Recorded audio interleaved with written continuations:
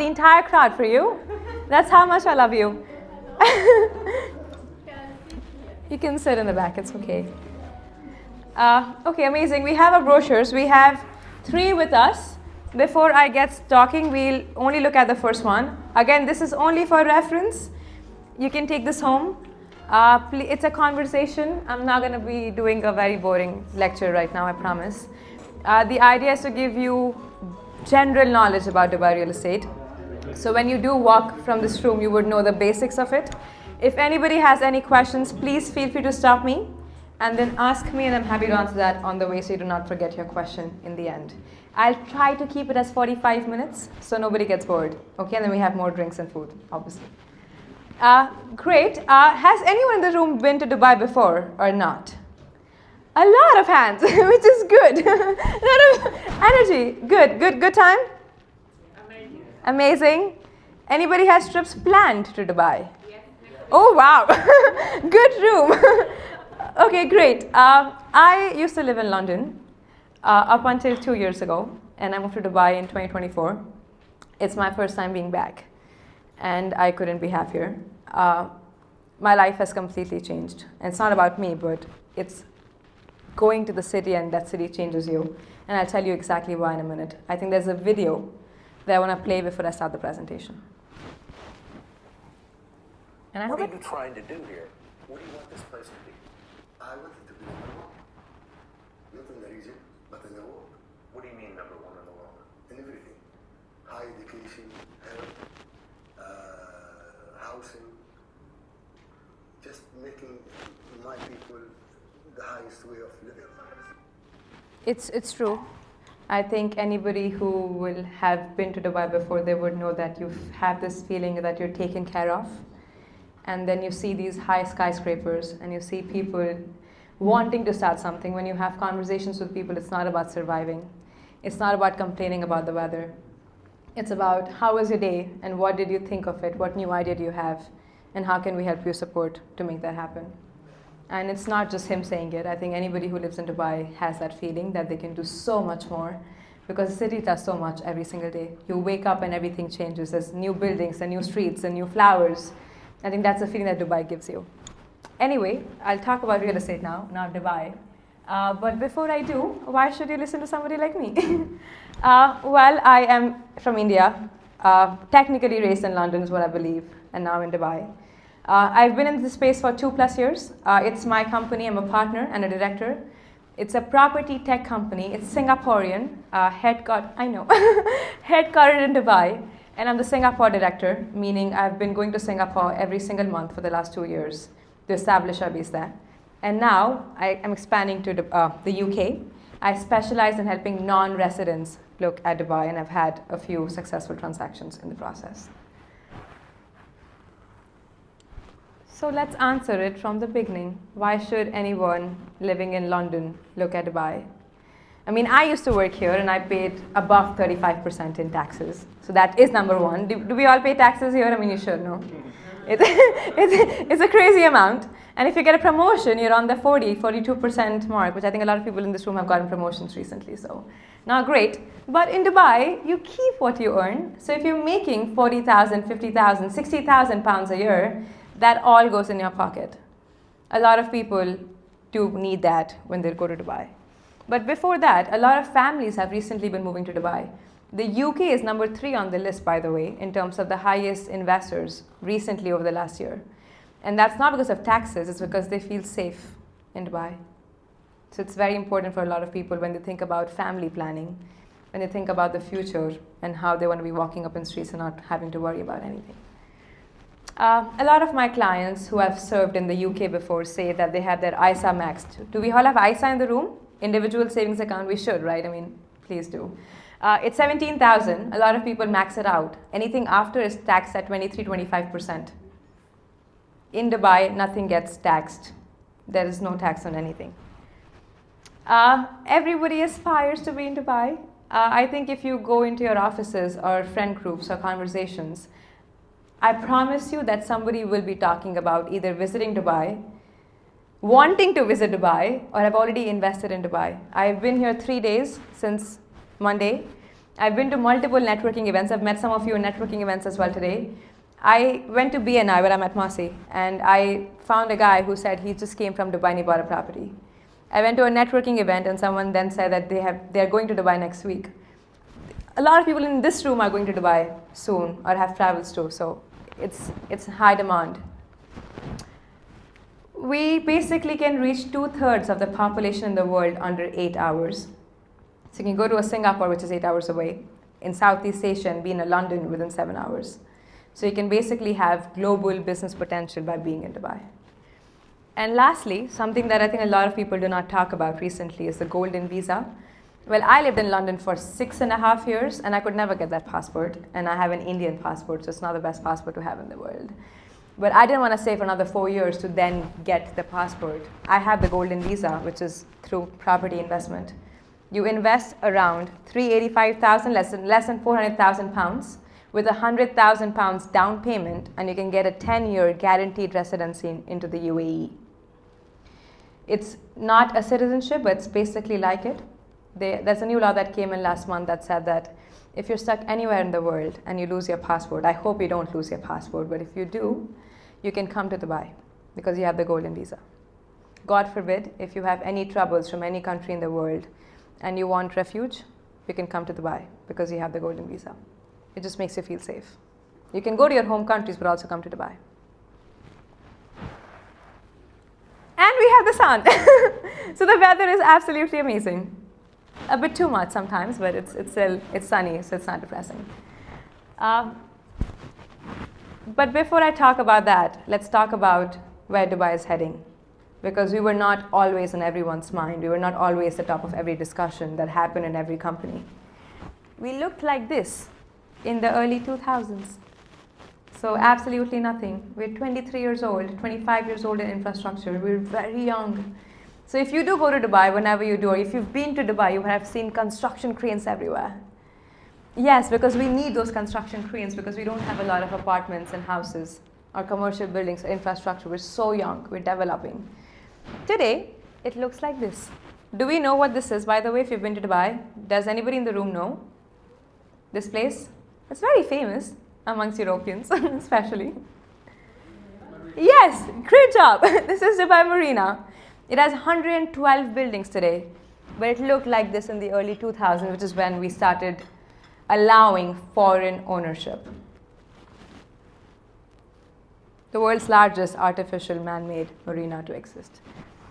But anyway, where are we heading now? We are growing at a massive pace. We are 4 million people today, which is crazy because we have less than 1 million houses, and nobody would believe that. We are only 17% developed. We have a long way to go. And we want to be 7.4 million people by 2040. That's around 250,000 people every single year.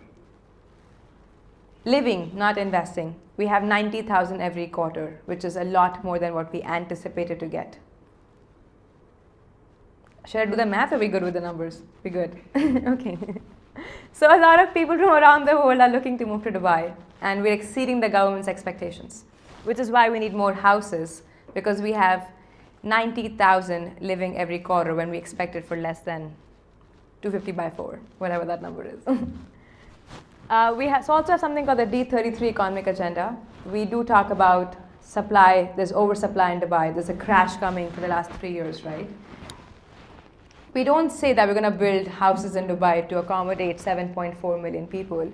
We say that if a Marcy or if a Malvika has to enter Dubai with their families or individually, we want to give them the best life possible, probably if not the same as London, better than London, or better than your home countries, wherever you guys are from. So we basically say that we basically have something called education agenda. So if somebody's moving with their kids, you want to bring the best schools to Dubai.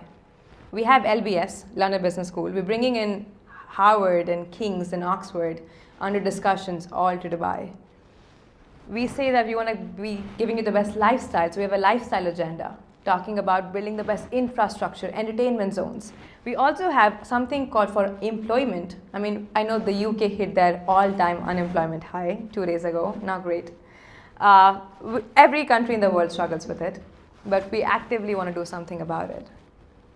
You might have heard about BlackRock moving to Abu Dhabi. Well, I work in Singapore, so I can talk for Singapore that every single company or people that I work for, they have all expanded their offices to Dubai. There are companies moving there every single day. 200,000 licenses were issued last year alone of people owning their individual companies, not big companies expanding. Before last year, we only had 40,000. So that's the speed that we're growing up with.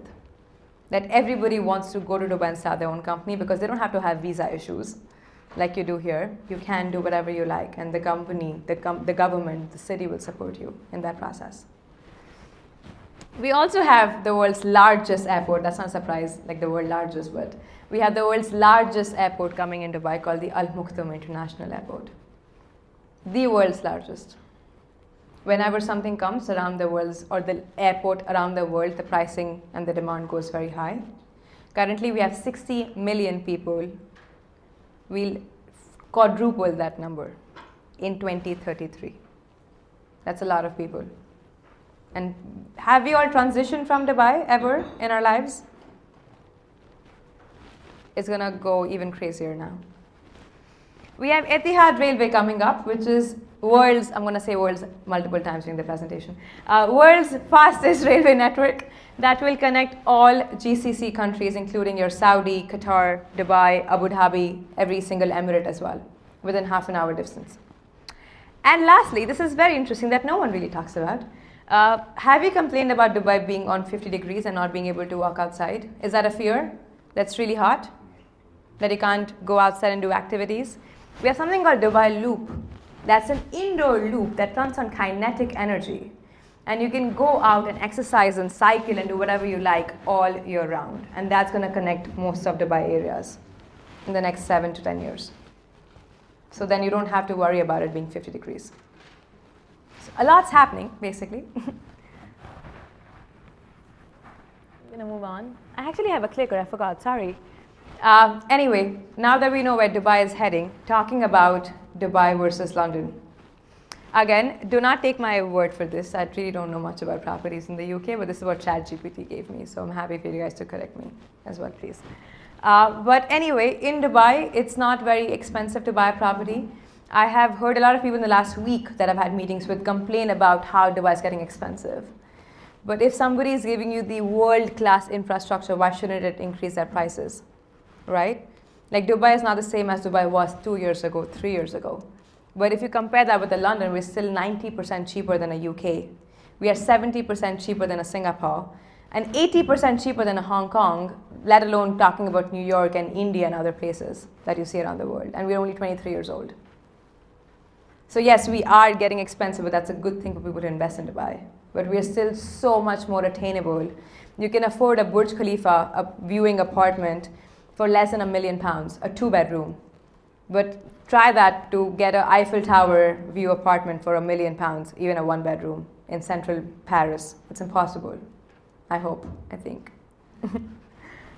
So we're still very cheap, but we're gonna go expensive because we're building our infrastructure from the ground up. And a lot of demand is also coming to Dubai. I've put the numbers here. I'm not going to go into detail about them. But I do have pictures to support my argument. These are the units that you will see on your brochures that I've put down on your chairs. Again, whatever I've put down today will not be available tomorrow, and that's the beauty of Dubai. Everything sells out. And we don't say it for the sake of saying it. It's true. So I actually make monthly brochures. You would see February on it. It's because every single month I have to put down new projects because the old ones no longer exist to buy. They're sold out. So this is just comparison of what's available today but will not be available tomorrow. Versus a 1-bedroom in Clapham. It's close to my old office in Brixton, no? In Zone 2, which is around £550,000. I got this from Rightmove or Zoopla this morning, so as fresh as can get. And this is from an actual transaction that happened in Dubai in the last week as well. For this price, you're looking at a 2-bedroom at a place which is called Expo, which we spoke about like half an hour ago, which is the future of Dubai.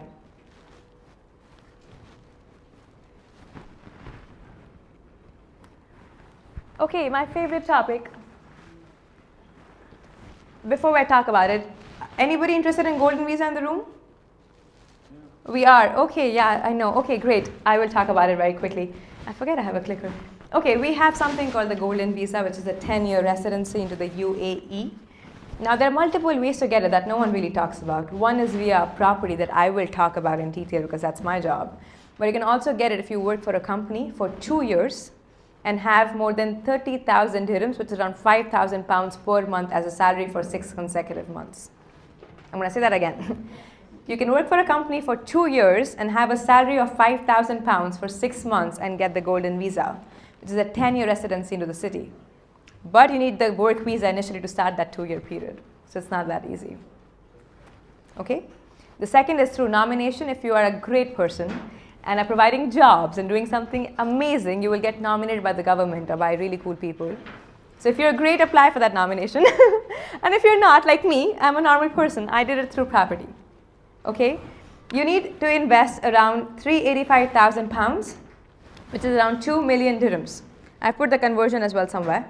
The good news is you don't have to put the whole amount up front. You can only put down 24%, which comes up to 92,000 pounds, and get that golden visa for 10 years. The beautiful part, when I got my golden visa, I could sponsor my father and my mom. I don't have a husband yet, thank God. But if I do, I will be able to sponsor him and my future kids whenever we have them. However, one important thing to note, you cannot sponsor your siblings. So if I have a brother, I cannot sponsor him. So only parents, spouse, kids. Imagine you can sponsor a house help, but not your sibling. It's a bit insane, no? But that's Dubai for you. Lastly, you can start your business with no problem at all. You can own 100% of that if you have the golden visa without having any person who's local on the team. The visa is valued it's there for 10 years, but it's renewable upon having the property. So if I buy a property worth 400,000 and if I don't sell that, I can renew my visa after 10 years. The question is, no one has renewed their visa before because it only came through power in 2021. So we've never seen the renewal before, and that's a risk, but everybody takes risk, right? So I took it. So that's about the golden visa. Any questions on it? It is not an automatic thing. You have to apply for it, and I've put down the costs as well. Any question on golden visa? We move on. We move on? Okay. Clicker. Anyway, taxes. Great. We talk about Dubai versus the UK, and I have actually asked a few tax advisors, so it's as real as I can possibly put on the screen right now. In Dubai, it's easy, quick, no taxes. Oh, a lot of phones have come out. It is an important slide. No taxes in Dubai at all, 0. Okay. Now I'm going to talk about the UK if everybody is okay. I'll talk about the resident thing. Okay. So very important slide apparently. In Dubai, we don't have any taxes at all. So if you live in Dubai, like I live in Dubai, I don't pay any taxes. It's a great life. When I buy a property and I get rental income on it, I don't pay taxes on that either. When I sell the property and I get 50% appreciation, which I hope I get, no tax on it. No tax as anything. The only thing that I pay is a 4% stamp duty that we call in Singapore. I do not know what we call here, but 4% property closing cost, which is a one-time fee the buyer pays to buy a property, which is 4%. No cost, no, nothing. Okay? Now, let's talk about the UK. If you guys have the BRP and if you're UK residents, UK has global tax. Not great. So you would have to pay taxes, even if you have a property in Dubai. So you have to declare your property to the government here, even if it's in Dubai, to HMRC. The rental income for Dubai property is treated as income tax because it's your income. So depending on the income bracket that you're here, how much you make, you're looking at 20 to 45%. I'm assuming 40 above for sure, so around this mark. You also have capital gains tax in the UK that we don't have in Dubai. So if you sell the property in Dubai, you also pay this to the UK government. You also have other duties, and then you have inheritance tax at 40%. Yeah, not great, basically. We will talk about how you can go around this in the presentation, but this is just basic knowledge that you are taxed in the UK and you have to report it. Okay? Now, a lot of people buy properties in the UK which are under construction. I'm going to talk in detail in the future as well. But they think that they're going to move out of the UK in the next 4 years or 3 years. So they buy today when they pay no taxes on it. But when they sell it, they might be living in some other country. If they're living there for more than 6 months, you don't pay any tax on it, obviously. So it depends on what your timeline looks like for where you want to be in the world and how much risk you want to take, or if you're okay with paying taxes.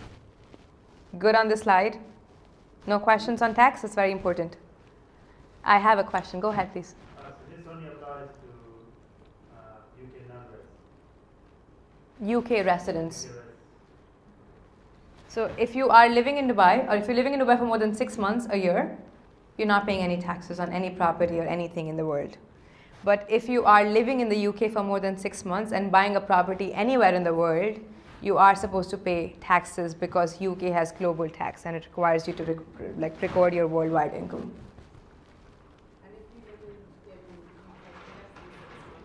Then depends on the tax resident of the city you're living in. So let's say you live in France, then France tax apply. So it depends on the resident card that you have with taxes, because we don't have any taxes. So let's say I work with Singapore, right, primarily. None of my clients pay any tax because Singapore does not have global tax. So if I lived in Singapore and I bought a property in Dubai, I have zero tax because it doesn't matter. It has zero capital gain tax as well. But yeah, I have, okay, I'll let you go first.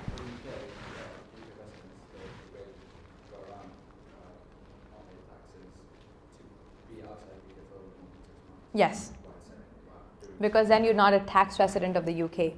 You basically are a resident of some other country. So I work with an investor of mine who lives in Dubai for 6 months, but she lives in Paris for the rest. 5.9 months probably, like as much as she possibly can, and she pays no taxes. And she has 2 properties in Dubai, and she's buying a third one. So, Daniel, you had a question. If I buy a property in Dubai, but with the example you gave, and then in 3 years say I don't move to Dubai, then you don't pay any taxes on it. And I'll show you how. We'll talk about that in the presentation. Okay. One last thing, because I had a meeting yesterday with another client from the UK, and she mentioned that what if I buy my property using a company? So I've put that. I put that. No questions came though. I put that right here, and I'll say that right now. If you buy the property using a company, you're taxed at the UK corporation tax rates, which is between 19 to 25%. So you do not pay the 45%, you pay up until 25%. However, it's not all good news. The problem is that you get double taxed when you sell that property. So your tax gets doubled when you sell that property. So, sorry. Further tax will be due when profits are withdrawn. So you will save a lot on rental income when you buy via a company, but then you will also not save on capital gains when you sell that property or when you liquidate that. So there is pros and cons. And this is all because we don't have the resident non-dom anymore in the UK, I think. Because before this year, you had a scheme by which you would not have to pay. Yeah, this year a lot has changed, honestly. But you have an alternative for the first 4 years where you're in the UK. But you have to give up on. Let me show you that. I think you're very interested in that. Let me get to that, okay? But any more questions on that except the how can we escape this situation? We good for now? Great. Okay. Awesome. We'll jump to the exciting part. This is my brainchild, so I'm very proud of this. I've spoken to more than 350, I think, at this point, in-person meetings with investors around the world. And after speaking with them, I've classified them under 3 different categories: a cash flow seeker, a growth seeker, and an entry seeker. You have the exact same thing on your brochure, which is good news, so please read that when you go home. But I'm going to mention this briefly. The first one is a cash flow seeker. These are people who want immediate rental income. So if a Malika buys a property today, she wants to put on rent tomorrow. So my mindset is cash flow seeker. However, the uncomfortable truth is I have to put down 50% as down payment or 40% as down payment until I'm buying all cash. That I'm assuming is not a good idea. So if you buy using a mortgage, which we'll talk about as well, you're minimum paying 50%. So if the property is worth $500,000, you're paying £250,000 if you buy a ready property. And that's cash flow seeker mindset. And you also pay the 45% rental income tax. Number two, which is what we spoke about. How do you escape it? The growth seeker mindset. These are people who are willing to wait 3 to 5 years for stronger upside. Prefers premium developers. When I say premium, I do not mean expensive. I mean developers which have strong government backing, right? Developers that have strong history of appreciation, of providing people with returns. Somebody like an Emaar that built the Burj Khalifa and the Dubai Mall and downtown and Marina and all the great places. It's all on the booklet as well. Trades immediate income, unlike these people, for long-term appreciation. Keep in mind, Dubai is so young. We're 17% developed. We're 25 years old. We're not like your London or India where everything is just done. We are still building our tube stations. We only have one line. Bizarre. We're building 5 more in 2029, 2030, 2031. We are still building our public transport. We are still building like commercial buildings and hospitals and schools and parks and malls, of course malls, and everything else. We're building a lot. Okay, so a lot of people do risk on appreciation. This means you're buying an under construction property in prime locations, obviously where there's room for growth, where infrastructure is coming in, where a school is being built, a hospital, road, tube stations, everything. You're looking at 9% yearly appreciation while the property is under construction and a 6 to 8% yield upon completion of the property. And lastly, you have the entry seekers. These are people who have been thinking about Dubai for a long time and they want to start, but they want to start small. And they're happy to get flexibility in payments if that means entering with small developers who are happy with it. It would not look at that 9% appreciation, but you're looking at still 9% growth or rental yield upon completion of the property. You're looking at that studio 1-bedroom range. Okay? I will not go into detail about all these, but I'm going to answer the question first. For the cash flow seekers. If you guys are not interested in the ready property, I'm going to whiff through this as well very quickly. But this is basic knowledge you need to have about Dubai real estate. Okay? This is for cash flow seekers. Number 1. Okay? Mortgage structure for UK residents for all of you right now. That's a very small, cute camera. You're welcome. Anyway, anybody who's buying a property from the UK in Dubai, if you want to mortgage it, you can if you're salaried in the UK for more than 6 months. Okay? You're looking at loan to value ratio, which in simple English means how much will the bank finance you.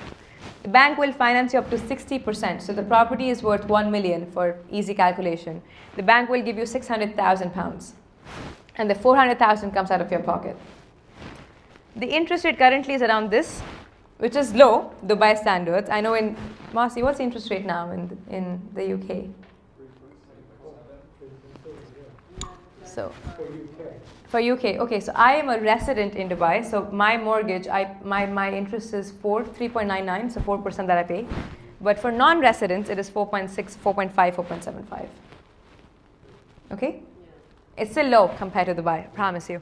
And your rental in Singapore or in Dubai would cover your 100% of rental and give you more, but because you're looking at the taxes and the interest rate, you'll probably cover 60 to 90% of your rental from your bank loan. Okay? Cost. When you buy a ready property on top of the 40% down payment that you have to pay, you're looking at a 4% fee that you already have to pay to buy a property. You also have to pay 2.1% commission to a broker you're working by Dubai law. It's not a choice. Hopefully it's me if you're buying a property, but it has to be an agent. And then a few other fees. You're also looking at a 0.25% mortgage fee to the bank. In total, you're looking at 47% of the property price. And 60% the bank will give you. So if you are looking at a ready property, make sure you have the 47% in your bank and you're okay with it. And you pay 45% rental tax on it as well. Good? How renting works. I really need to talk about this very quickly because it's very different than anywhere around the world. Firstly, we all pay monthly rent here, right? In Dubai, we pay one check. So you don't pay monthly. If your rent is £50,000, you pay the whole thing in one go, in one check to the landlord. It's a Dubai thing. It's weird. You might also be lucky to get 4 checks sometimes, but it's 1 to 4 checks. It's bizarre. Okay? You basically pay security deposit like you do in London as well, which is 5% for unfurnished and for furnished. That's easy. This is very interesting. Eviction. Who wants to play landlord? Any landlords in the room? Anybody has a property here? Oh, a lot of people, huh? Okay. Okay, like you're the landlord, right? And let's say, who is the tenant here? Okay. Hajar, you can be, don't be upset. A lot of people want to be tenant. Be landlords, guys, not tenants. But anyway, tenant. Now, Hajar, you basically got a nice apartment for £50,000 and you pay him in one check. Crazy. It's a 1-year contract, right? Now, technically, like can be like, after 1 year, Hajar, bye-bye, I don't want you in. In Dubai, it's not possible. Lai can only kick you out if he wants to live in the property himself or if he wants to sell the property. But he has no right on kicking you out, even if the contract ends. So you're stuck with Hajar, basically. In France, it's the same. In Europe, it's the same. Is it? Yeah. Oh, wow. It's not same in Singapore, though. Yeah, but this is new in the UK. Oh, it's new in the UK? You have like break laws.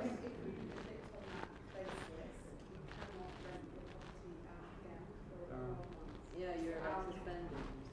Oh, wow. Okay, so we're not that bad then.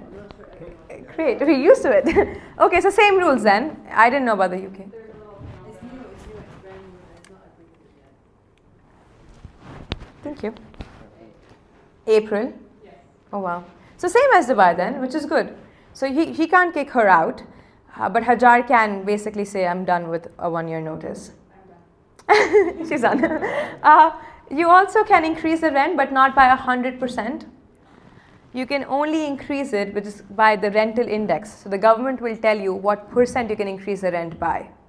But the base price, you put it or the government? The base price you put it, but usually it's market comp. Okay. So you can't just put like, I mean, to be fair, the one that I bought, I put it on rent for 170. Okay.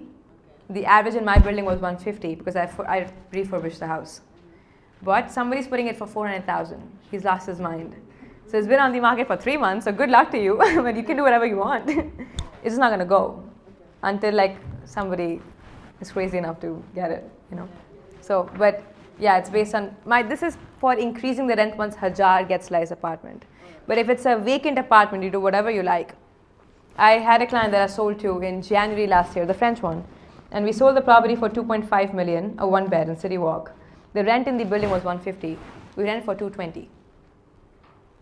She basically got a maid service in. She got she's an interior designer. She refurbished the whole house. You're saying 220 a year. Dirhams. Yeah, a year, Yeah, one a check. year, yeah. Which is the 2-bedroom rental price. So you can do whatever you like, but depending on a new rental, but not an existing one. This is existing one. Yeah? And there's no duty, so there is no tax. But for you guys, there is tax. Sorry. Okay, we move on. We mentioned this, but just something to keep in mind. I have to mention this again. Please declare your properties. Okay? Especially when you're buying from me. I can't be risk. I don't care, Hajar. You're not buying from me then. Please report it, okay? I can walk through it. I can also choose not to. It's on the brochure anyway. If you're interested to buy a ready property, this is how a transaction undergoes. Maybe a quick skim then.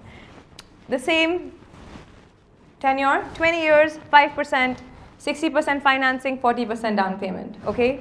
This is actually my personal house, so it's as real as it can get. Honest numbers. The property is worth £450,000. It's a 1-bedroom in downtown. It's the picture you see on your page number this. It's like I'm doing a seminar now. It's this picture. It's this house, okay? 650 square feet. Hajar has been to this house. You had. The property price is £450,000. The down payment is 180, which is 40%. The loan amount will be 271. Again, loan is given by UAE licensed banks. A UK bank will not give you a loan on a Dubai property. It has to be done in Dubai. Okay? You also have something called this on your page. I'm not going to talk about that at all today, but it's called a guide to a ready property. I put a week in this, so please read through if you want to buy a ready property. Okay, I'm not going to go into it. The rent is £27,000 that you pay in one check. The ROI becomes 6.17. However, when you buy a ready property in Dubai, you pay something called the maintenance charge, called the service charge, which is same as the UK, to maintain the condo. That's £2,000, £3,000 a year. So the net income becomes 5.53%. If your interest is 5%, of course you're going to make some money, right? That's basic math. So yes, there is positive cash flow. Yay, before tax. Okay. Is the rate fixed? It's fixed for it's fixed for 2 years or 3 years, and then it's variable from there. Oh, you are sorry. Yeah, it's fixed for 2 years, and then it's variable from there. We could always refinance it. So, for residents, so I got 4%. For depends on banks. Which one did they use? The US. The US? Yes, FedEx, of course. So if the US had rate cuts, we also decreased our interest rates, which happened twice in the last 4 months. So interests are lower right now. People have gotten 6% as well. I have a question. I don't know if it's the right time to ask it, but we're talking about like resi houses that Like, yeah, you can touch and feel, and you can be inside. versus like what you're versus on And under construction property with cranes, and that's not ready yet. what's We'll talk about that just now. Yay, good transition. Now the off plan, we call it off plan in Dubai, which is under construction. The property is not built yet. Okay, now on your brochures, again, you will see growth seeker and entry seeker. I am not going to put my energy talking about a special project that I thought I will do in the morning, because these will not be available in the next week. And I'm not sure if anybody is buying next week. I hope yes, but I don't think so. So we'll talk about the basic knowledge, okay? We'll talk about growth seeker, but keep in mind that entry seeker on your brochure start from less than 800,000 pounds, dirhams, which is less than 150,000 pounds. So very, very affordable with a 36,000 pound down payment. Okay, let's talk about it. Now, this is the last leg of the presentation, so bear with. Keep in mind how I talk about the project, what I think about location, developer, key points, because whenever you do end up looking at Dubai or investments in around the world, you should look at these 4 things. Today, I'll be talking about one developer because of time, obviously. We have Emaar. We all know Emaar. We've been to Dubai, right? Have you seen Emaar on every building and questioned what this is? Or who is Emaar? Has everyone questioned that ever? It's a developer in Dubai. In London, you have bank names of buildings, right? You have HSBC and you have NatWest and blah, blah, blah. In Dubai, we have developers because real estate is big. So you have Emaar all across town. One small thing, when you're looking at a growth seeker mindset, which is number 2 on the brochure, you're looking at premium developers who are master developers. What is a master developer? Do we know in the room? No, okay. A master developer is somebody who buys all of Holborn and creates the Losker, creates the road, creates the tube station Holborn, creates the LBS, so gives contract to LBS, creates the Amazon headquarters, creates the residential buildings, creates the Tesco, everything else. A master developer is somebody who brings in the school, hospital, roads, parks, commercial buildings, restaurants, cafes, everything. A normal developer is somebody who just builds the Losker building or the building that we are in currently. Okay? So when somebody is building so many things, of course appreciation will happen. Okay? But they do come at a premium, which is why it's growth seeker. If you're looking at entry, it has to be an individual building. Okay, Emaar has multiple master developments. Do we know some of these areas here on the map? We know Marina, I'm assuming. Downtown, please say yes. The Burj Khalifa, great. Dubai Hills, do we know? It's a very famous place. For families, I'm assuming that's why no one probably would know. But if you have kids, dogs, it's the best place to be. It's very green. I'm in downtown, Burj Khalifa. Have you been to my house? Like, what? Okay, not the best memory, but I live in downtown, which is Burj Khalifa. Dubai Hills is midpoint between downtown and Dubai Marina. It's very, very green. It has a golf course, a mall, a park, a school, a hospital, basically everything and anything. Where's the DIFC? Right next to me, downtown. So DIFC is your financial center, more like your Canary Wharf, but more in that, more premium, nicer. Yeah. And Central, like the heart of town. So all your banks are based in DIFC. Even LBS, London Business School, is also in DIFC. One of their campuses in DIFC. So you're looking at Goldman Sachs, Citadel, everybody's based here. Julius Baer, all the finance bros are based here, and women. Audrey is here. And the early investors, where is the location of for the early investors? Which we'll talk about just now. I love that. So I'll talk about that area very quickly about early investors. But my point is that you just see the appreciation in the last 3 years. These are actual numbers. Just to give you a small example, Marina is 24 years old now, and it still sees a 22.2% appreciation. Appreciation. It's 22 years old. Downtown, Burj Khalifa, 35.6%. Crazy. It's interesting, right? Dubai Hills is a family-friendly area. When the Dubai Hills Mall came, which I think is better than Dubai Mall, it came in February 2022. The prices that same month went up by 60%. Cross-check whatever I'm saying on DXB, like a government website. 60 by one mall that Emaar builds, obviously. When the golf course came, school came, it shot up. In the last 6 years, Dubai Hills has gone up by 145%. 145. Okay? That's the power of Emaar and entering early. Now it is 78% developed, so you're not seeing a lot of appreciation anymore. The only thing left to do here is build a metro station. Another 5-10%. So, to answer your question, we're looking at Dubai Creek Harbor for today. This is the next downtown of Dubai. They're building a tower taller than Burj Khalifa. Do we know this in the room? Oh, wow. Okay. So Dubai Mall, Burj Khalifa is the tallest tower in the world. We know Saudi in the room. They're building Jeddah Tower. That's taller than Burj Khalifa. And obviously, Dubai could not be okay with losing the title of having the tallest tower in the world. So we had to compete. So we are competing. And we're making a female Burj Khalifa. We call her the Creek, it's a her. We call her the Creek Tower. That's coming up. The Creek Tower. I see you lip sync something.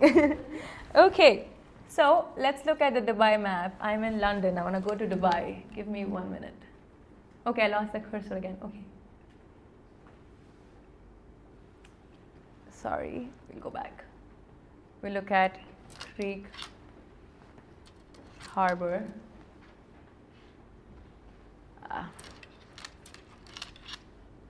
Dubai. There we go.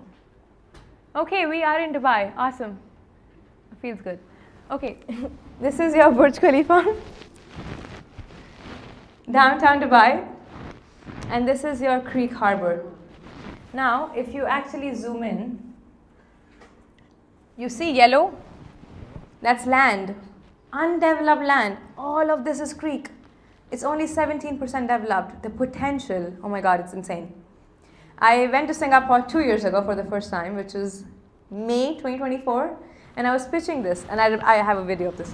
I was similar event with just a lot of finance bros who were 40 plus.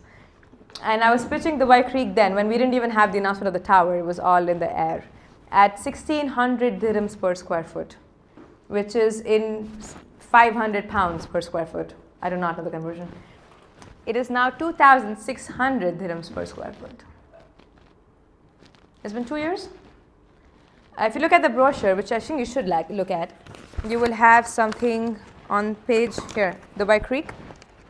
And I have put it in GBP. You will have Emaar Creek Haven, Dubai Creek for 423,000 pounds for a 1-bedroom. Now, not now, but if you look at my website here, go to resources and guides and go to SGD. And please go to, when you scroll down, you'll go to monthly brochures because I do this every month and I've been doing it a long time. You will see the same price at 100,000 pounds cheaper, 150,000 pounds cheaper that I've been selling for the last 2 years. So anybody who bought with me a year ago, 2 years ago, 6 months ago has already made money.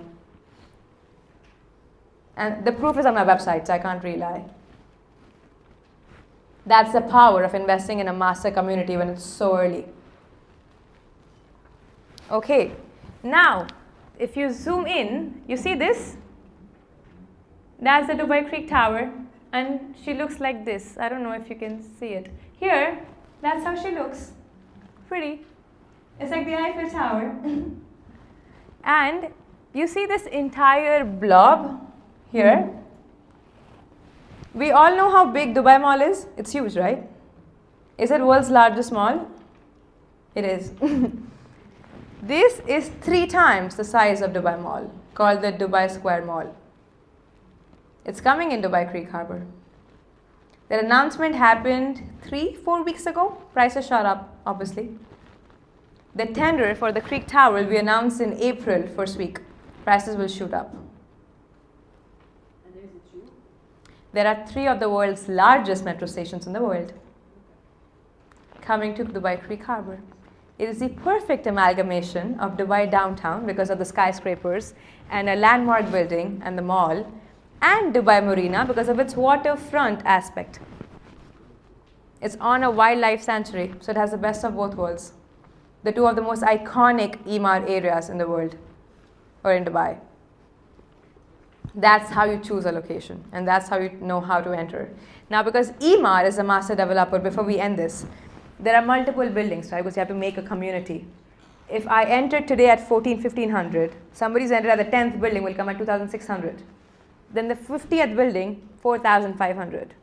So with Emaar, the thing is, the one I've put here, I put this last week because I had to print 100 brochures. It's sold out now. So nothing available.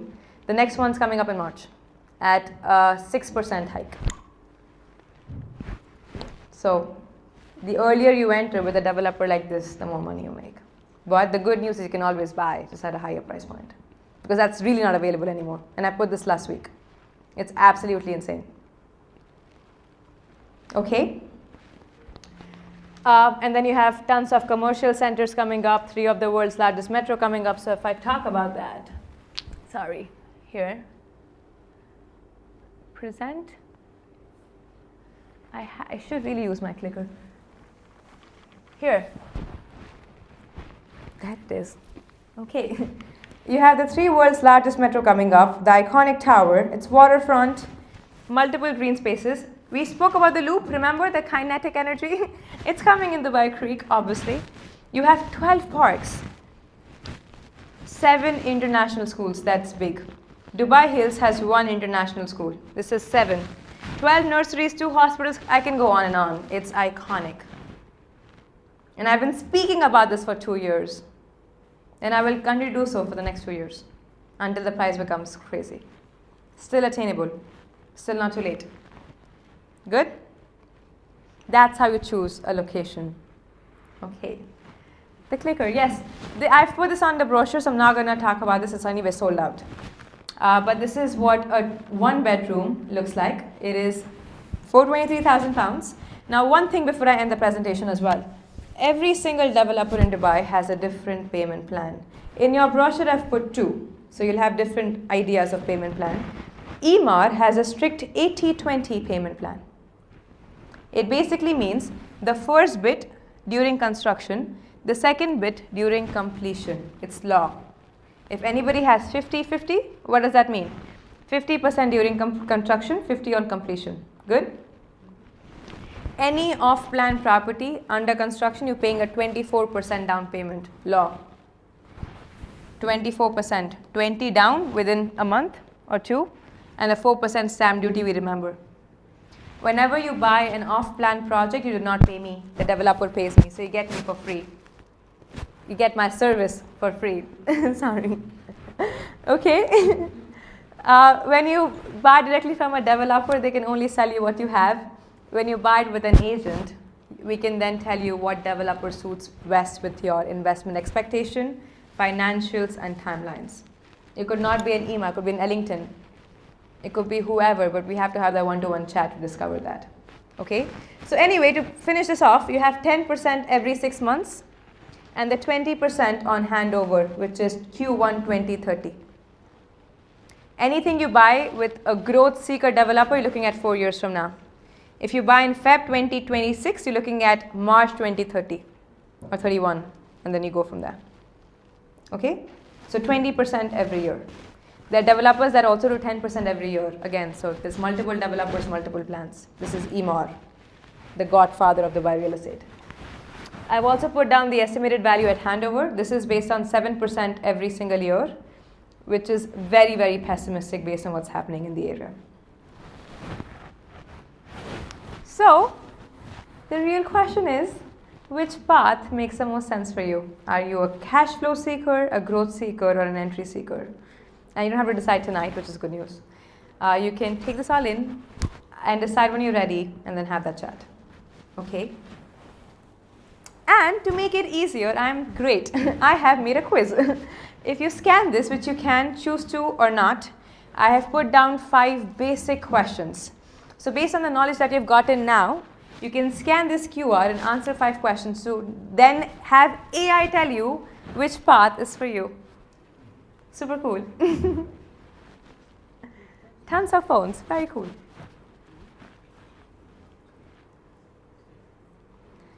So while you guys do that, I'm going to end the presentation right here. It is my first event in London. I primarily work in Singapore and will continue to do so, I think. But I will visit again. But in the meantime, I will be available on Zoom.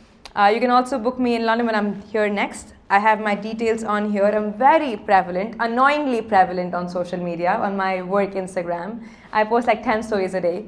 So if you want to follow me, you can follow my journey on Malika in Dubai. And everything else is also on Malika in Dubai, on Instagram, Facebook, my website, everything is on there. I hope this was helpful. Was this helpful? Learned something? Awesome. It was amazing. I like you already.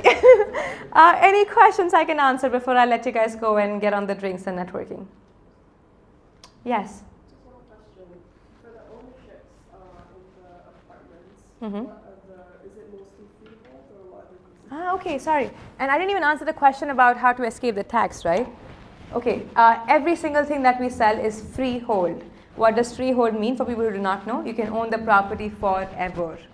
One thing that we do recommend, when you buy a property, get a will, because we have the Sharia law in Dubai, meaning, God forbid, if you buy a property and something happens to you, it goes to charity. So, not great, or great. So, get a will done. It is an online process, takes a week, not a lot of money. And then put it on your parents' name, your boyfriend, no, not your boyfriend, on your parents' name. We ended that. Okay, lastly, to answer your question, how to escape the tax before I end the presentation. So you see it's a 4-year payment plan, okay? When you declare this property, you're not making any money because you're just putting money in a property. So there's nothing to pay to the UK. 4-year payment plan. Pay the.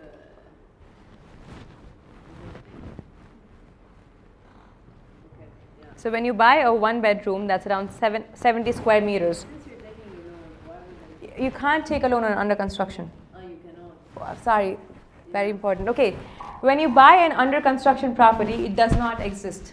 The bank cannot give you a loan on something that does not exist. However, a new law came in 8 months ago, which is good news. You can finance up to 50% of project price upon 40% construction completion. I'm going to say that again. Upon 40% construction completion, you can finance up to 50% of project price. Meaning you can finance 50% of this, which you can anyway do when you buy ready property. So it's the same thing. You just pay the 50% in 4 years or 2 years before you take a loan. The loan kicks in here, given you're still salaried wherever you're in the world. And because you're still not making any money, technically, and if you move to Dubai or wherever you want in 2029, 2028, in 2030, and then you put this property on rent or you sell that, you pay 0 tax. And that's the beauty. So, if I've sold, I have a question. Hello, of course.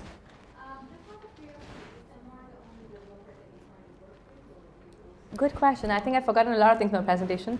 Okay, I am a licensed consultant in Dubai for the last 2 years.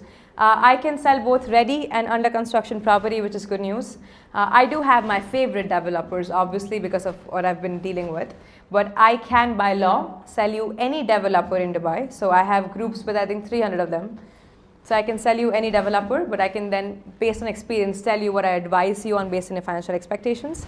And in terms of ready, I can sell you any ready project as well. So I do not work with any developer. I work with every developer. Can you rate developers in terms of? I can, but I'm on camera, so I would choose not to put my job under trouble. Yes. What protections and guarantees are there for plans? I also forgot that. Thank you. So in the '07, we had a crisis, right? Here, Dubai cycle. This is a crisis. Let us focus on here. It's an easy conversation. We basically started real estate very early on, or very young, so like around the 2000s, right? And then the financial crisis happened. A lot of people lost their faith in Dubai because what happened was, if somebody, Daniel is buying a property and let's have something. Okay, this is the property. And Daniel has put in 50% of the property price and the crisis happened. And the developer, you are the developer, and you ran away with his money. Not great. What will he do? Sunk cost, right? So a lot of people like Daniel lost their faith around here. But what did we do? We had something called RERA, Real Estate Regulatory Authority or Agency, which says that now, what's your name, sorry? Ruben, okay. So for Ruben to launch a champagne building, sorry guys for this stupid example, to launch a champagne building, you have to put 30% of the capital needed to build this in an escrow account. We know escrow account in the room? In an escrow account between Ruben and the government. Ruben will get 30% of the capital needed to build this upon completion. That's a lot of money. That's millions and millions of dirhams. Okay? Second thing. Now Ruben wants to put this on the market and says, hey Daniel, why don't you buy a 1-bedroom in my Champagne Tower? Daniel says, sure, I will. So he's basically put down 20% down payment. That money goes into another escrow. I don't have more hands. Another escrow account between Ruben, Daniel, and the government separately. You don't get that money. You only get that money upon reaching certain construction milestones of the Champagne Tower. So let's say you've reached 50 now. You probably will get 20% of the money. Okay? The third law says, God forbid, the Champagne Tower remains incomplete. And we leave it like this. And then Ruben says, I don't want to build it anymore. We have something called Project Liquidation Department that says that within 30 working days, Daniel gets all of his money back because it's an escrow account. It's now with Ruben. So now, after this part, developers needed a lot more money to build the Champagne Tower. And that's the protection that you get with escrow. And lastly, before I end this, when you work with developers like Emaar, they practically own the city. They launch a project every 2 days. What is Emaar owned by? Mohammed Alabar. It's half government and half. So it's basically, Mohammed Alabar started Emaar in 1997. He's also the owner of Noon. It's like our version of Amazon / Kareem / everything. / Deliv, sorry, it's all Dubai. You get it. So yeah, 1997. And they are now in multiple countries around the world. So I didn't even go here, but yeah. They're big. So if you go with a decent developer, but if you're looking at the entry seeker, the third bit on my brochure, then you might not want to be going with Emaar. Then you still work with developers that have been in the market for at least 10 years and have at least like 2 or 3 construction done successfully. Go ahead, Daniel. You talked about part of the criteria being you being salaried. If you run your own business. It gets tricky. So in Dubai, they want predictable income.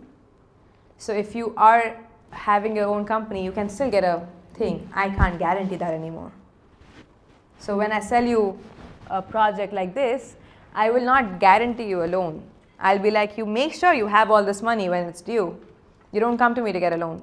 By the way, to answer that question as well, we're a one-stop shop. Yay, we work with everything. So we'll get you a loan, we'll get you a golden visa, we'll resell the property, we'll rent it, we'll do everything in-house. So you don't go anywhere else. So when I do take you on, I will get you the loan. But if you are self-employed, it might be trickier because you have to have the company for at least 2 years. You have to have certain revenue. It's complicated. Well, you have the criteria. You have. It's not successful most of the times. So I try not to take on those clients if I can be honest with them from the get-go. Go ahead. Good question. Oh my God, I'm so sorry. There is no cost. When you rent the property in Dubai, the tenant, so Hajar will potentially pay me a 5% commission, but Lai will not pay me anything. We remember the example of him having the house, right? So it's a one-time fee that Hajar pays me because she rents your apartment, but you don't pay me anything because I get it from the tenant. And regarding maintenance, we basically have a contract. Anything below 1,000 dirhams is Hajar's problem, which is, yeah, it is. It's around 200 pounds or something. Anything above 200 pounds is Lai's problem. So you pay for it, then he reimburses you. And then you also have me and my assistant on a WhatsApp group, so we do whatever we can. But in Dubai, we don't have, it's not our responsibility, but we still go the extra mile. I keep hearing about, so I don't have any, it's just anecdotal, I keep hearing about surplus where there's a lot of people buying and having property, but then it's empty. So it's difficult to have, like, whoever the tenant is, Hajar. difficult to find tenants. Right? So obviously Okay. valuations are great, but then do you have any data on that? Can you share something later? How about now? I always keep the slide. It's very handy because I get this question every single time. Before I let you analyze this, let me talk about it. In Dubai, we have 4 million people. We have less than 1 million houses. I think I mentioned that before. Now, one thing that I've not really spoken about because I've not put it here. You know, it's fine. Dubai is big. There are some areas called premium, like downtown, Dubai Hills. But there's also an affordable blob around here. So if this is Dubai, we remember Palm Jumeirah? Yeah. Great. This is Marina. And this entire blob you see is your blob of landed property, so villas, 100 million, 50 million, 40 million. And then you see this entire zone here. This is your affordable blob. Something like JVC. We know JVC in the room? It's a UK favorite apparently. Yeah, I hate that place. You have 20,000 apartments coming this year, delivered. Now, if I zoom in, right, do you see empty plots everywhere? Yellow, yellow, we see? If you go there, it's construction zone. A lot of Brits live there though. Nothing against them, I just don't like the area in general, but I promise. But it's a Brits' favorite because it's low-rise buildings, a lot of greenery, but there is no public transport system here in terms of metro lines. Everybody has to drive. There's a lot of inventory coming here. So when you talk about finding a tenant, it might take you 2 months here. In my building, it probably take you 2 days, 3 max. I sold a property next to mine. I did not tell you where I live, but next to me in my building. I had the tenant before I signed the contract. So every city in the world will take time to rent it. All I can tell you is it's way faster in Dubai than anywhere around the world because we have an expat population. And small example, if a Daniel moves to Dubai tomorrow, will you buy immediately or will you rent for a year? I promise you that people in Dubai come. There's what, 90,000 every quarter? So they have to have places to rent, no? So once we have Rightmove here, right? Based on what I remember. We have Property Finder in Dubai. Just go on there and find rent apartments. It'll be less than 10 times, if not 20 times less than London or Singapore or India or anywhere around the world. And regarding liquid supply, we are only delivering 23,950 apartments or units every single year.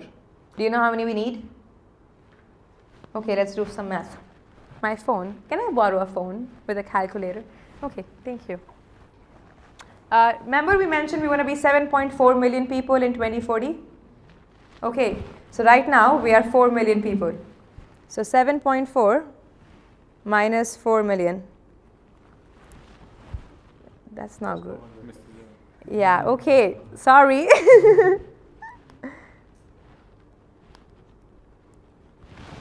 3.4? I could have done that. I just wanted to show you on calculator. I promise. I really am good at math. Okay, that's in 2040. It is 2026. That's 15 years. I can do that math, right? So divide by 15. 226,000 houses we need. I'm not taking into account people who already live there. Like my family lives in Dubai. They live near the Palm. I live in downtown. We have 3 houses, right? So, but 3 different places we live. So it depends. I'm not taking account into that. I'm just talking about new people and new inventory. Let's say that these people are a family of 5. It's not true, right? A Hajar can go alone. I go alone. Somebody can go with a husband or with a family of 6 or 5 or 4. Let's say they're a family of 5. That's 45,000 houses. How many do we have every year? 23,000. There's a sheer undersupply in Dubai. But as a caveat, playing devil's advocate, thank you so much, in this conversation, there is a very massive supply of one beds and studios. So if you look at the entry seeker mindset, yes, you can enter Dubai with something like that, and it's not a bad idea depending on which developer we go with, which is very important. But if you buy a random developer in a JVC, you will have issues. It's London, but you get the point. You will have issues selling or renting the apartment because there is 20,000 Daniels was bought a one bed, but there's only, let's say, 10,000 one beds in downtown, only 5,000 on the boulevard, only 3,000 in front of the Dubai Mall, 2,000 with the boulevard. You get the point.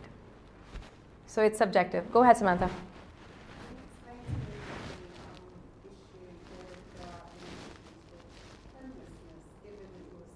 Homelessness? No.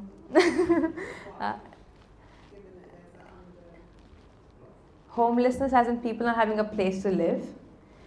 It's because there's a disparity, Samantha. Not everybody can afford to live in downtown or Dubai Hills, right? I come from India. There is a very big disparity between the rich and the poor. It's You mean where do the people who don't have a flat? I'm answering that question, Ruben. So there's a disparity, right? Not everybody can afford to live in a house by themselves. So there's something called bed shares and partitions to answer that question. So there's a lot of people, because hospitality is so big in Dubai, right? You get the best service in the world. But where would these people live? If they're making the average salary in Dubai, you guess how much it is? Without tax, obviously. 6,000 dirhams? 1,000 pounds? 1,300 pounds? Yeah, 1,200 pounds. And that's average. That's my assistant makes that money, but okay. But an office manager would make 2,000 dirhams. That's around 400 pounds. So where would you live? My driver makes 4,000 dirhams. That's less than 1,000 pounds. So he basically told me that he lives in a house where there's multiple small rooms, and the room would be, yes, sorry, something like that. And his rent is 500 dirhams a month. And he's still able to send 1,000 home to Pakistan, and he's so happy. So there's all kinds of people. There are people who live in like a villa by themselves. Go ahead, Ruben. So if I buy a 2-bed, can I do a bed share? With Emaar, no. You're looking at areas that I don't sell in, so I can't help, but not the best areas in the world. But areas like downtown, hell no. JLT, some old buildings, yes, but not all. Marina, I can't say things on camera, so meet me after, but not every place in the world. But other developers, yes, sometimes. Go ahead. This is slightly off topic, but I just wanted to talk about healthcare because, Of course. as you've said, Dubai is tax-free, Mm-hmm. but I'm assuming that healthcare. Of course, you have to pay for everything else. We don't have NHS No, in Dubai. no. What So, the price is kind of like? sure. It depends on the insurance you're on. Let's say you're not on any insurance. What do you want to have? A cold? Okay, you have a cold. You don't have to wait because we don't have any NHS, right? So you just go to an Aster. We have something called ASTER, and they're everywhere in Dubai. You go to Aster, and I think I paid, before I got insurance, was 300 dirhams to see a doctor, and then I paid 250 for the medicine. So I paid 550 dirhams. That's 100 pounds. How about you having an operation? Thank God I did not have one, so I can't answer that question. But I have insurance, which is good. My insurance is one of the most expensive ones, which is still very cheap. The London Standard, which is around 10,000 dirhams a year, which is 2,000 pounds. It's not much, but everything is covered. But without insurance, that was the price that I paid for a cold. So I can't answer the operation question, unfortunately. But I hope nobody goes through it. On a separate note, Mm-hmm. where on the map would be the Princess Palace? There's too many. Which one? Maidan. Yeah, here. Sorry, it's, oh. I should have gotten like a, okay, here, this place. And are there any developments at the moment going on around there? Chance, you see so much yellow? So yellow is Yellow is barren land, under construction. under construction. Not under construction, just place for development. So tons happening near the palace. There's something called developer called Miras. Brilliant developer. Too hard to even get a unit. You'll be lucky to get something there. You have to be in line for like 3 hours. But they have something called Nadal Shiva Gardens, which is inside the community where the palace is. You can wave hi to the prince every morning. Pretty nice. So yes, there are developments. Any more questions for them? Yes, go ahead. You know how you said about Dubai Creek, Mm-hmm. what before 2 years ago? Mm-hmm. What would be the next plot of land with the biggest yield of investment? Dubai Creek is still very young. We're 18% developed, right? Next. Next, you're not happy. Okay. Okay, next. Emaar or anything else in the world? Whatever's got the biggest yield. In your experience. Depends on the budget, right? So this is Palm Jumeirah. This is Palm Jabal Ali. It's a bigger palm because we're not happy with one. Here a one bed was 3 million dirhams, around 750,000 pounds. I don't know, my conversion is not best. That would be 5 million. But there were, I think, 10,000 people in line. I think only 300 got units. So not everyone gets. No, you have to be lucky to be working with a really nice realtor to get something really cool in Dubai. Around 500k, what would be the best place to invest? 500k pounds, right? I would look at Dubai Creek. Actually, I would look at Expo. So the one that you mentioned. Yes, I don't have time because it's all sold out. I think I have 2 units available. But I'll talk about that very quickly. Okay, we see the world's largest airport. Dubai is, we know Abu Dhabi, right, in the room? It's another emirate. Dubai is building on the Abu Dhabi side, on the Ras Al Khaimah, we're building the world's largest casino. And yeah, crazy. We're also building Disneyland in Abu Dhabi. Great. And Harry Potter World. Oh my God, so much is happening. It's insane. Flying taxis are operational. Now we get food from flying taxis. Stunning. Anyway, sorry. This is the airport. World's largest airport. The extension is going to be till here. Okay. Now a lot of developments are coming up here. The price in Dubai South has already gone up by 47% in the last 2 years. Okay. Without nothing, with just information. We have Expo right here. Now, to answer your question, and this is very detailed, which I don't go in presentations, but I'll make it quick. In Dubai, roads are very important because unlike London, we don't have tube stations everywhere. So roads are important. I'm on Sheikh Zayed, meaning I drive at 120 every morning and I go anywhere within 15 minutes with no traffic.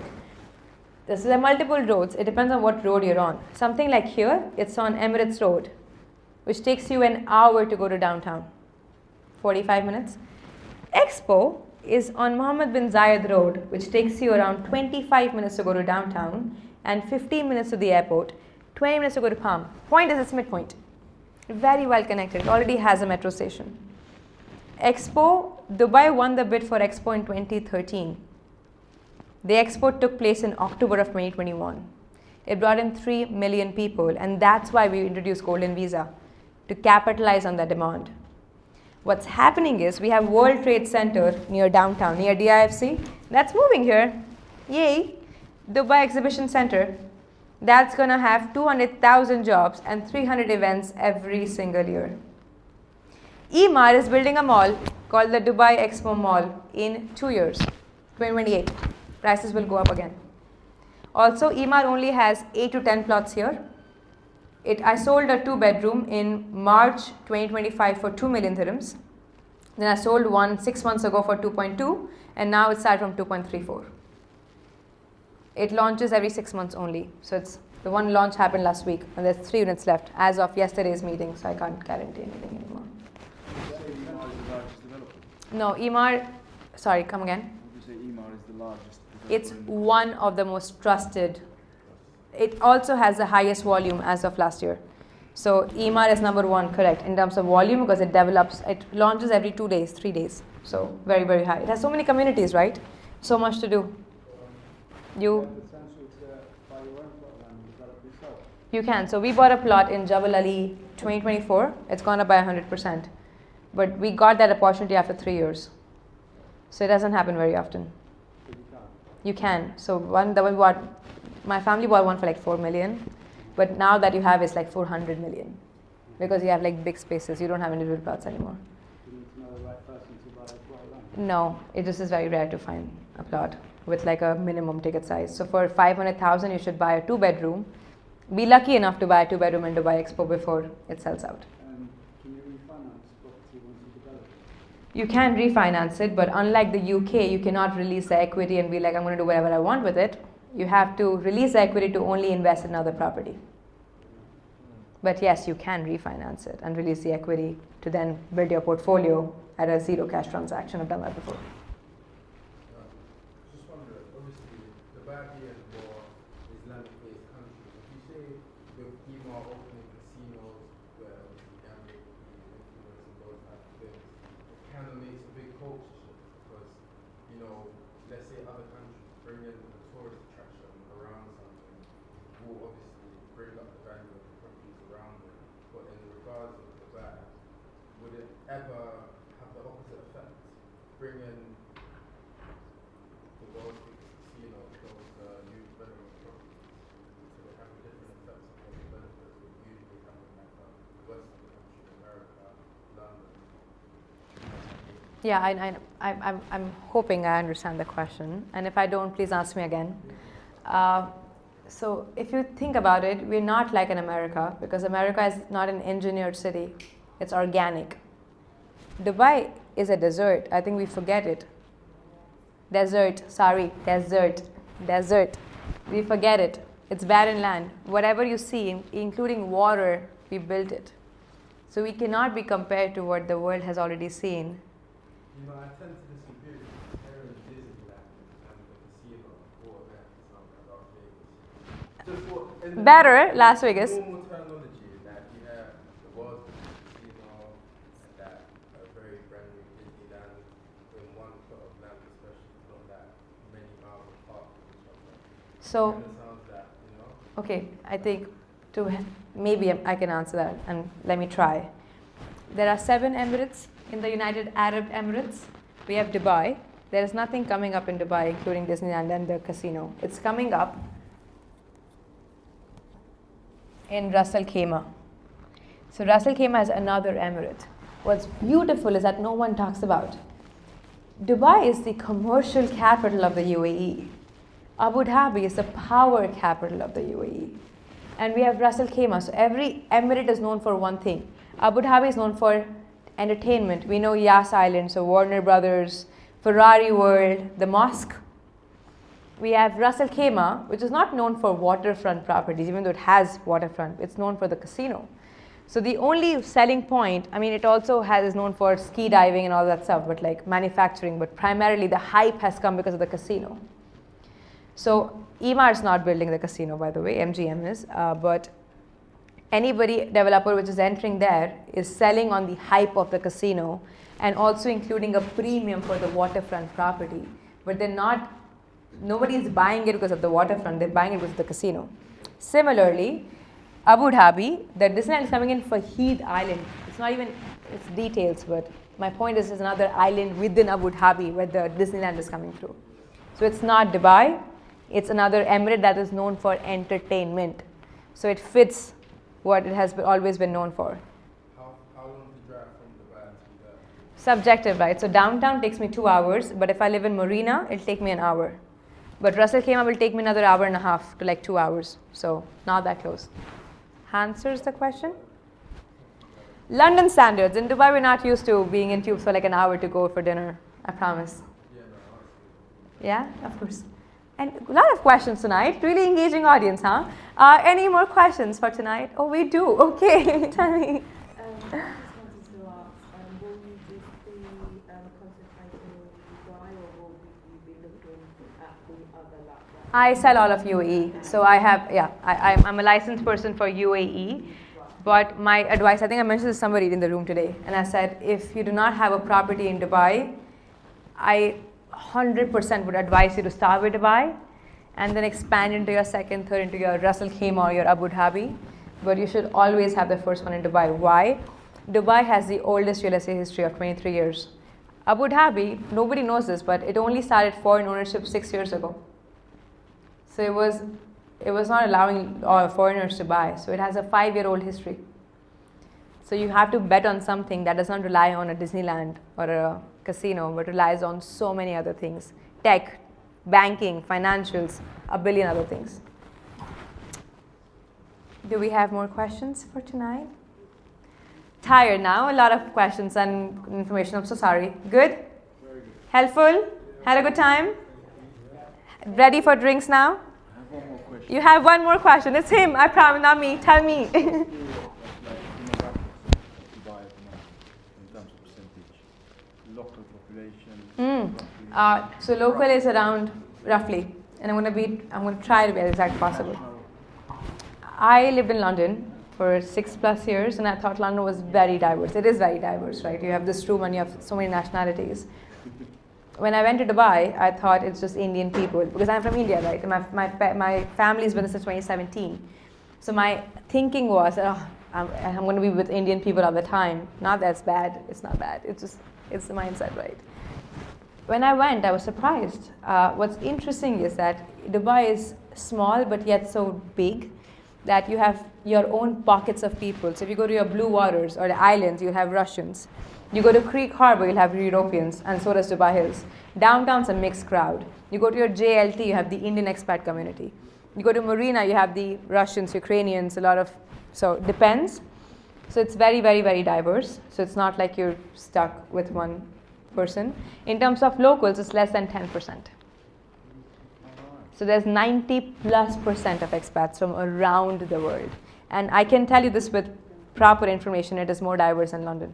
Are there much Americans? Many Americans? Americans are number 7 or number 8 on the list. So many, yeah. Tons of Americans, tons of Brits. Everyone around the world. It's very, very diverse, a global city in its truest sense. Okay then.